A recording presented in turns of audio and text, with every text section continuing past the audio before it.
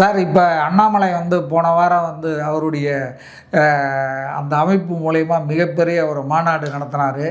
அந்த மாநாட்டில் பேசும்போது அவருக்கு ஒரு பெரிய ஆதரவும் இருக்கிற மாதிரி தான் அங்கே கூட்டத்தை பார்க்கும்போது தெரியுது. அவர் அந்த கூட்டத்தில் பேசும்போது 2031 ஆட்சி மாற்றம் வரும் அப்படின்னு சொல்லியிருக்காரு.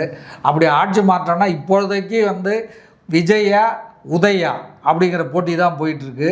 அவர் சொல்கிறத பார்த்தா விஜயா அண்ணாமலையா அப்படிங்கிற போட்டி போகுமா என்ன, அதுக்கான வாய்ப்பு இருக்கான்னு சொல்லுங்கள் சார்.